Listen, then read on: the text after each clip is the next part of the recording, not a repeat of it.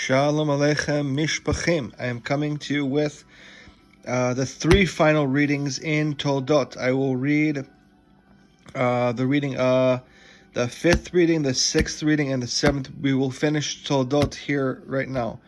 I'm reading from my Hebrew English Chetas, and yeah, let us begin.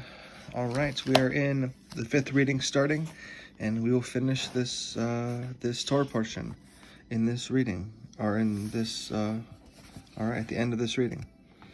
All right, fifth reading starts chapter 26, starts verse 30. Rashi is down here. Torah is up on top. All right, let us begin. Fifth reading. Isaac agreed to their proposal. He had prepared them a feast, and they ate and drank. Rashi doesn't have for verse 30.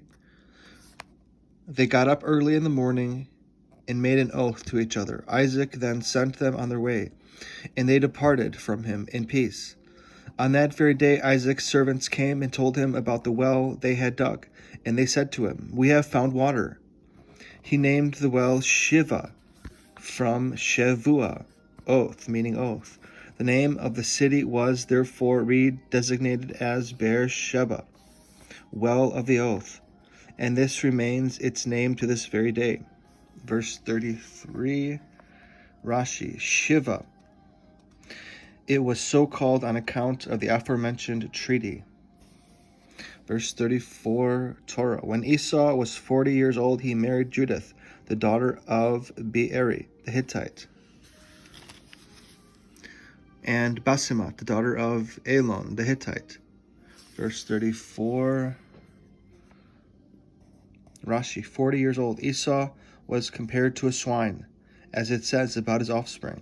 A swine of the forest ravages Israel. When a swine lies down, it stretches out its split hooves, as if to say, "See, I am a spiritually undefiled animal." Similarly, these descendants of Esau rob and extort, yet show themselves off as reputable. For 40 years, Esau would abduct wives from their husbands and abuse them. Yet, when he was 40 years old, he said, "My father married when he was 40. I will do the same." Verse 35, Torah. Or is it down here, verse 35? These wives were spiritually rebellious toward Isaac and Rebekah. Verse 35, Torah, or Rashi. This is an expression of rebelliousness, as in, "You have been rebelling." All their actions served to provoke and cause anguish to Isaac and Rebekah because they worshipped idols. All right, beginning new chapter, chapter 27, verse 1. Isaac had grown old. His eyesight had become dim. He summoned his elder son Esau and said to him, "My son." And he answered him, "Here I am." Isaac said, "See, I have now grown old.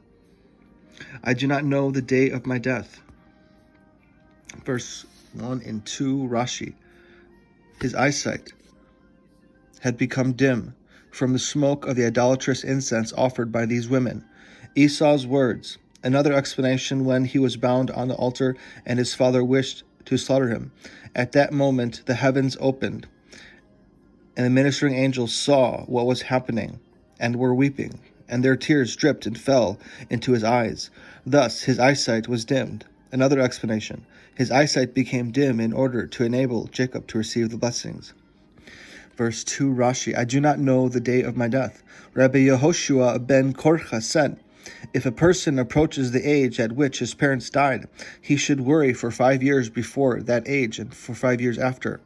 Isaac was 123 years old, and he said, "Perhaps I will only reach my mother's age," and she died at 127. And I am now within 5 years of her age. Therefore, I do not know the day of my death. Maybe I will only reach my mother's age only reach my mother's age, or maybe I will reach my father's age. Verse 3, Torah. So therefore, now, please sharpen your weapons, your sword and the arrows for your bow, and go out to the field and trap me some ownerless game. Verse 3, Rashi, means your sword. It is so called because it is usually hung at one side.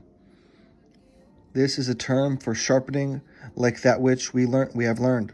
One may not sharpen a knife with a stone on Yom Tov, but one may sharpen it on another knife. Isaac was thus reminding Esau, sharpen your knife and slaughter the animal well, so that you not feed me a non-kosher carcass, and trap me some game from animals that are ownerless and not from stolen property.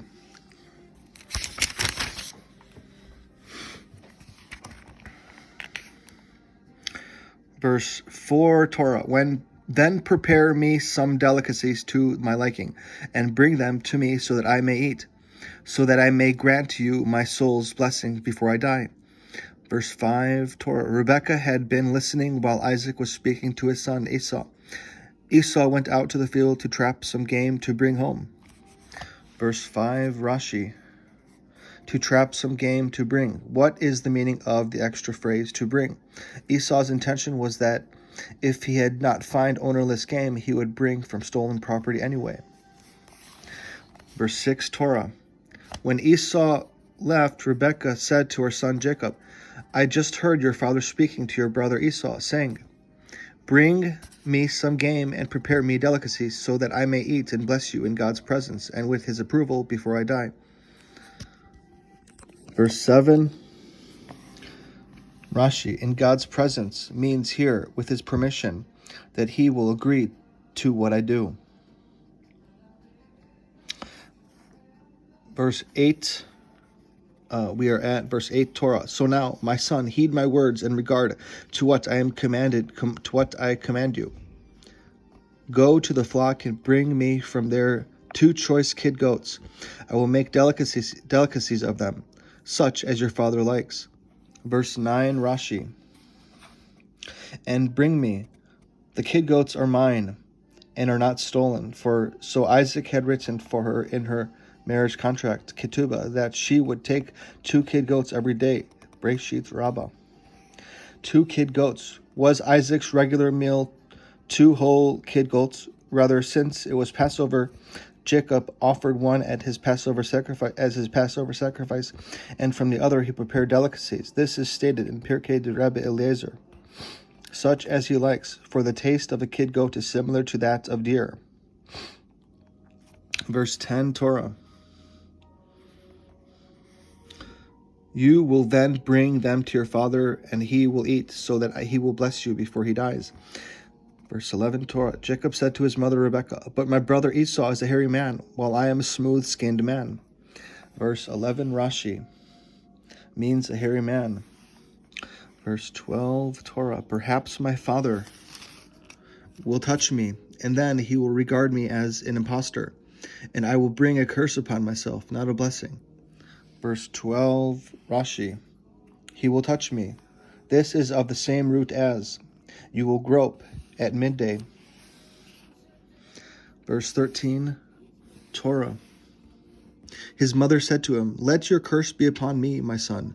Just heed my words and go and bring them to me.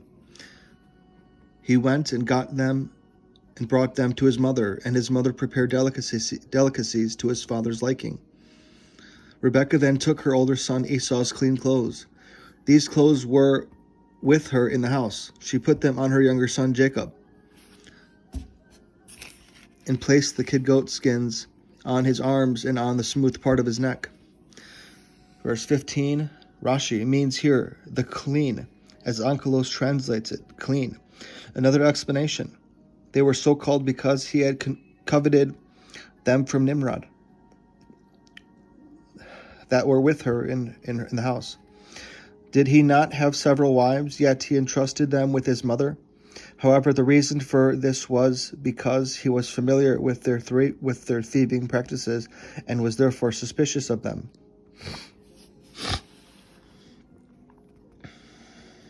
Verse 17, Torah. She then handed to her son Jacob the delicacies and the bread she had prepared. Verse 18, Torah. He came to his father and said, Father.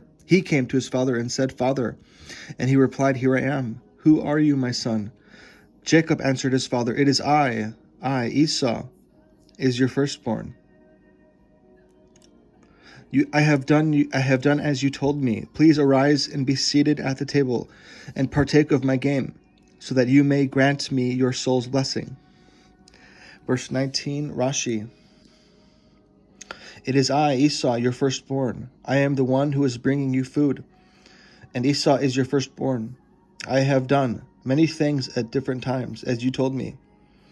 Be seated here has the meaning of sitting at the table for a meal, and therefore it is translated by Onkelos as to sit around the table. And verse 20,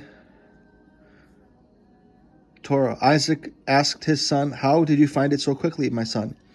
He replied, Because God, your God, arranged it to happen this way for me. Isaac said to Jacob, Please come close and let me touch you, my son. Are you really my son Esau? Verse 21, Rashi. Please come close and let me touch you. Isaac said to himself, It is not Esau's practice to mention the name of heaven, God, so readily. Yet this one says, God, your God, arranged it.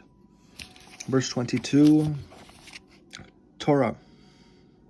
So Jacob drew close to his father Isaac, who touched him and said, The voice is the voice of Jacob, but the hands are the hands of Esau. Verse 22, Rashi. The voice of Jacob, for he speaks in a polite manner. Please arise. But Esau spoke in a discourteous way. Let my father arise. Verse 23, Torah. He did not recognize him because his arms were hairy like the arms of his brother Esau, so he proceeded to prepare to bless him. Verse 24, Torah. He said, So you really are my son Esau? And he replied, It is I. Verse 24, Rashi. And he replied, I. He did not say, I am Esau, but I, intending to mean, It is I, but which can also be understood as I am. Verse 25, Torah. Then Isaac said, Serve me so that I may partake of my son's game, so that I may grant you my soul's blessing. Jacob served him, and he ate, and he brought him wine, and he drank. His father Isaac said to him, Please come close and kiss me, my son. He came close and kissed him, and Isaac smelled the fragrance of his garments. Isaac blessed him. He said, See, my son's fragrance is already like the fragrance of a field that God has blessed.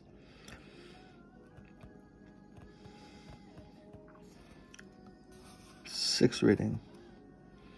Verse 28. May God grant you of the dew of heaven and the fat, the choicest fruits of the land, and an abundance of grain and wine. Verse 28. And Isaac smelled. Verse 27. Rashi.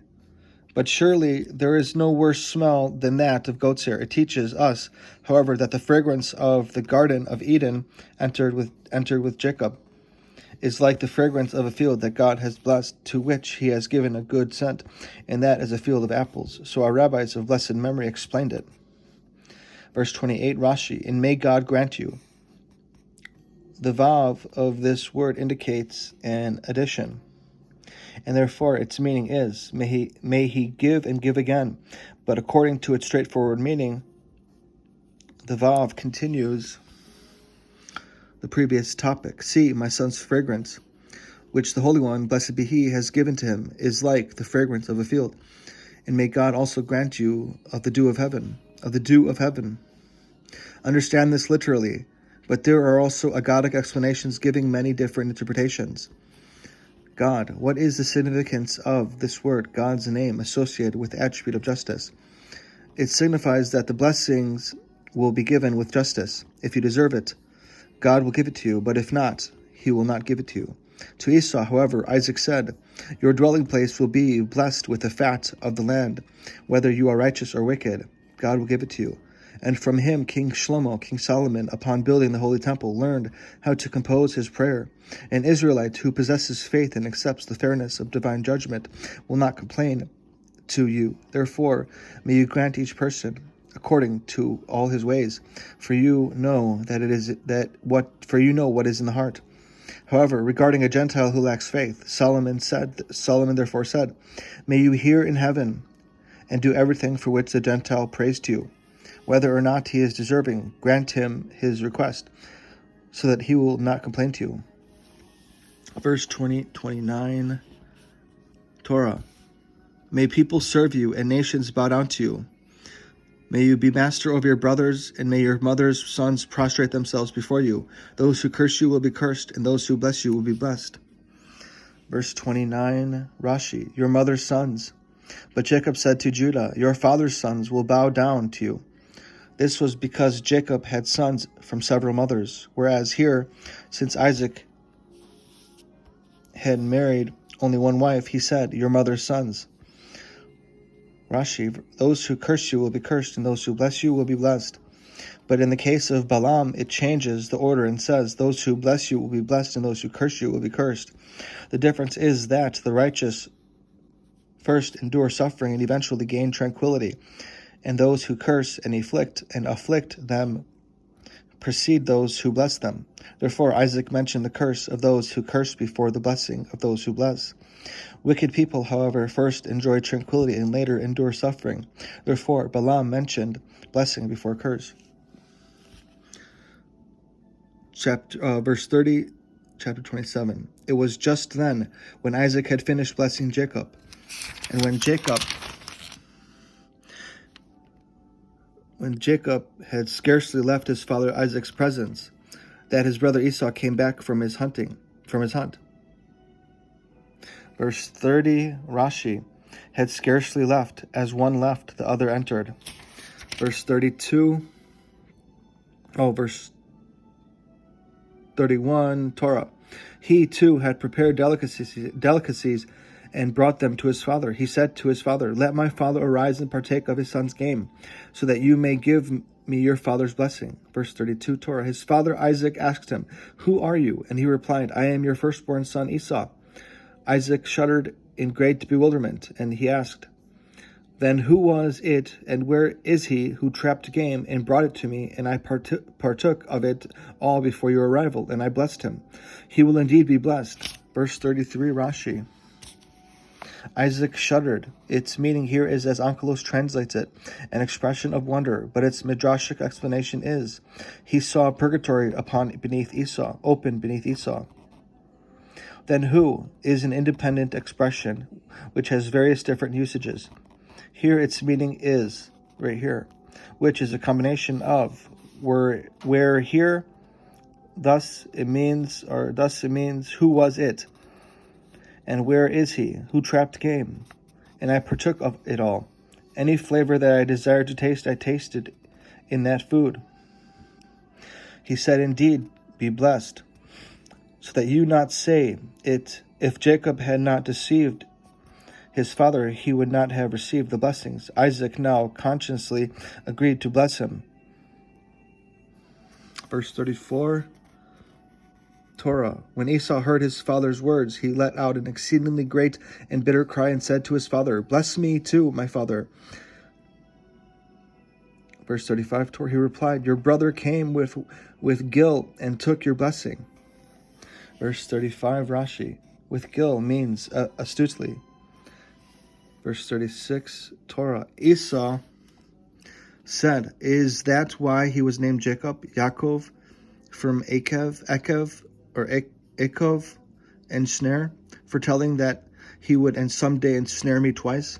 He took away my birthright, and now look, he has also taken away my blessing. He then asked Isaac, have you not reserved a blessing for me? Verse 36, Rashi. Is that why he was named? This is a question as in, just because you are my brother, maybe for that reason he was named Jacob, on account of his later actions, that he was destined to ensnare me. In Midrash Tanhuma, it says, why did Isaac tremble? Why did Isaac tremble? He said to himself, maybe I committed a sin in that I blessed the younger one before the older one, and differed from the order of lineage. But Esau then began to cry out, "He has ensnared me twice." His father asked him, What did he do to you?" He replied, "He took away my birthright." Thereupon Isaac said, "About this I was distressed and afraid that maybe I had not done the proper thing. But now that I have in fact blessed the firstborn, he will indeed be blessed." The meaning is, as Onkelos translates it, "He has ambushed me." This is translated by Onkelos as, "and he lies in wait." Some have the reading of Onkelos' translation here as meaning, "He outwitted me." "You reserved." This is an expression of setting aside, as in he elevated. Verse 37, Torah. Isaac answered, saying to Esau, "I have made him master over you, and have given him all his brothers as servants. I have sustained him with grain and wine. So what then is there left that I can do for you, my son?" Verse 37, Rashi. I have made him master over you. This blessing is the seventh of those with which Isaac blessed Jacob, yet he places it first. The reason for this was that he was in fact telling him, "What benefit will you have from a blessing? If you acquire possessions, they will belong to him, for I have made him master over you, and whatever a servant acquires automatically belongs to his master." This means, "Where, therefore, can I seek something to do for you?" Verse 38, Torah. Esau said to his father, "Do you have only one blessing, my father? Father, bless me too." And Esau burst out crying. Verse 38, Rashi. Is there only one blessing with you? The hey prefixed to this is a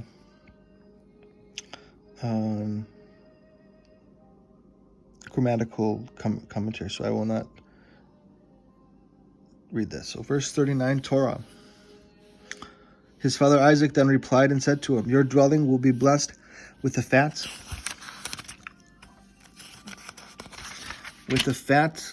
of the land and with the dew of the heavens above." Verse 39, Rashi. With the fat of the land. This refers to Italy of Yavan, Greece. Verse 40, Torah. You will live by your sword, and you will serve your brother. But when you see Jacob or his descendants sitting, and are therefore rightly aggrieved that they were the primary recipients of the blessings, you will be permitted to throw his yoke off your neck. Verse 40, Rashi. On your sword. This is the equivalent of by your sword. Sometimes, this is another grammatical commentary, so I'll read this one. The word here is an expression of pain, as in, I will grieve in my lament. Its meaning, therefore, is when the Israelites transgress the Torah, and you then have a reason to feel aggrieved about the blessings that he took, you will be permitted to throw off his yoke. Verse 41, Torah. Esau harbored hatred toward his brother Jacob because of the inferior blessing with which his father had blessed him. Esau said to himself, "The days of mourning for my father will soon be here. I will wait until after his death and then kill my brother Jacob." Verse 41, Rashi. The days of mourning for my father will soon be here. Explain this according to its plain meaning. I will wait until then so that I not cause my father pain. There are also agadic explanations that give various interpretations. All right. Verse 42, Torah. Rebekah was told through divine inspiration what her older son Esau had said to himself. She sent word and summoned her younger son Jacob and said to him, "Your brother Esau is consoling himself over the appropriation of the blessings he feels were meant for him by planning to kill you." Verse 42, Rashi. Rebekah was told. She was told through divine inspiration that Esau was thinking to himself. This means he regrets. sharing brotherly status with you, and has decided to adopt a different outlook toward you, to act as a stranger toward you and kill you. But the Aggadic explanation is, you are already dead in his eyes, and he has already drunk the cup of consolation for you. And according to the straightforward meaning, it may also be understood as an expression of consolation. He is consoling himself over the loss of the blessings through his plans of killing you. Verse 43, Torah. So, now, my son, listen to my words. Arise and flee to my brother Laban in Haran. Remain with him a while until your brother's anger has subsided. Verse 44, Rashi, means a few. Verse 45, Torah. Until your brother's rage against you have subsided, and he has forgotten what you did to him. I will then send word and bring you from there. Why should I be bereaved of both of you in one day? Verse 45, Rashi. This means, why should I be bereaved of both of you? A parent who buries his children is called this word here. And so we find with Jacob that he said, just as I have been bereaved, so will I be bereaved of both of you. She said, if he attacks you and you kill him, his children will arise and kill you. She was infused with divine inspiration and prophesied that they would die on the same day, as is explained in chapter Ha Mekane Leishta. Verse 46, Torah. Rebekah then said to Isaac, I am disgusted with my life because of the Hittite women. If Jacob marries a Hittite girl like these that Esau married, one of the local girls, why should I go on living? Verse 46, Rashi. I am disgusted with my life. Verse 1, chapter 28, Torah. So Isaac called for Jacob and blessed him as follows. He instructed him, saying to him, do not take a wife from among the Canaanite girls. Arise and set out for Padan Aram, to the house of Bethuel, your mother's father, and take yourself a wife from there, from among the daughters of Laban, your mother's brother. Verse 2, Rashi. This is equivalent of to Padan. This is the same as to the house of Bethuel regarding every word that requires a lamed as a prefix. One can instead put a hey as a suffix. Verse 3, Torah, and may God Almighty bless you and make you fruitful and numerous, so that your descendants become a community of peoples. Verse 3, Rashi. This means he whose blessing are wholly sufficient. For those who are blessed by him, may he bless you.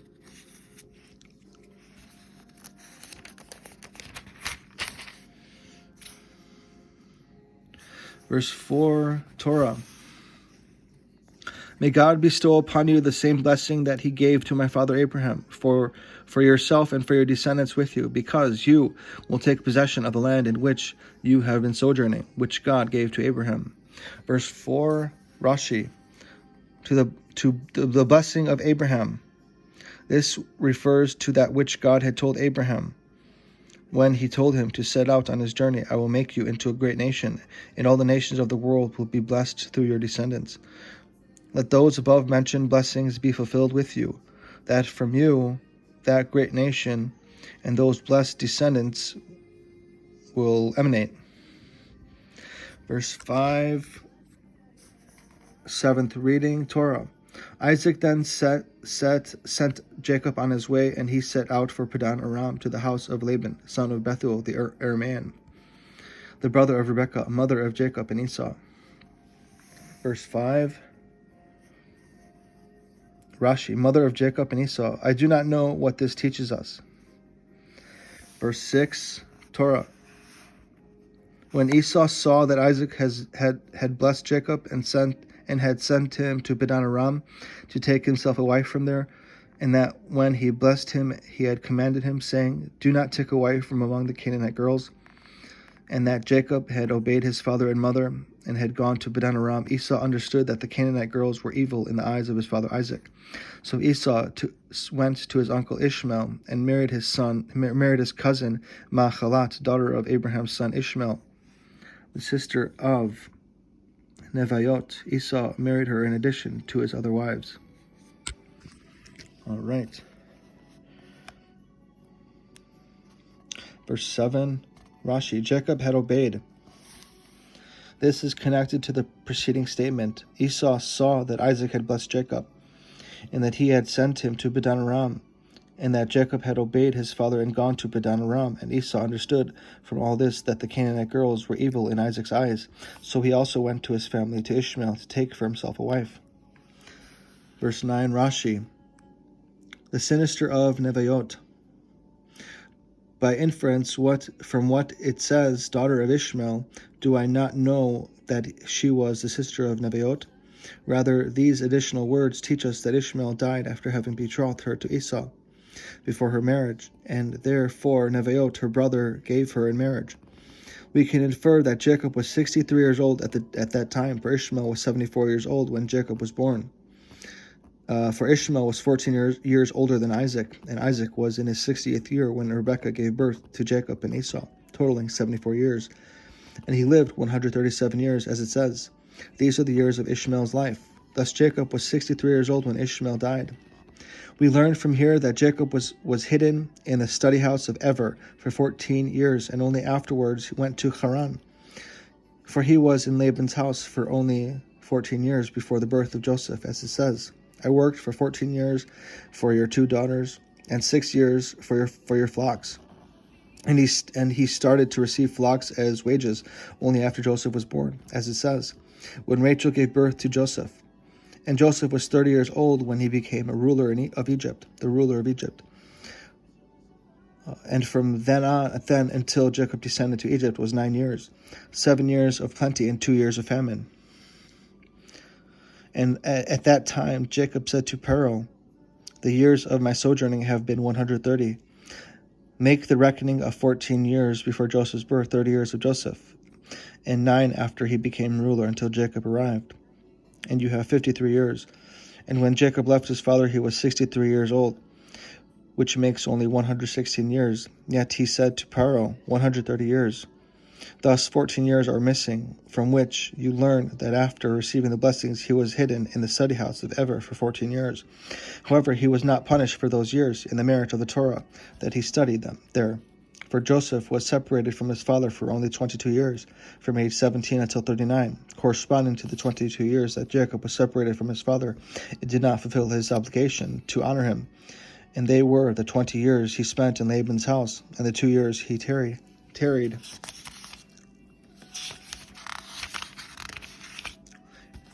years he tarried. Tarried the journey home. As it says, he built himself houses and made shelters for his livestock. And our rabbis of blessed memory inferred from this verse that he stayed 18 months on the way, for a house is for the rainy season, and shelters are for the sunny season, plus another 6 months in Bethel. Yet, according to the calculation of the verses that he made from the time he left his father until he came to Egypt, when he was 130 years old, we find an additional 14 years. It must be, however, that he was concealed in the study house of Ever, on his way to Laban's house, in order to learn Torah from Ever. But in the merit of the Torah he was not punished for those years, and Joseph was only separated from him for 22 years, measure for measure. In addition to his other wives, he added an evil act to his previous evil act by not divorcing his first wives, which made it clear that he had not in fact repented, and his new marriage was also an act of hypocrisy. And that is the end of Parshat Toldot. All right. And that is Toldot. And I will get the book on wisdom from the Lubavitcher Rebbe on the Parshiot. I will upload that video later today. All right. Have a wonderful, wonderful day, and have a good Shabbos. Shabbat Shalom. Bye.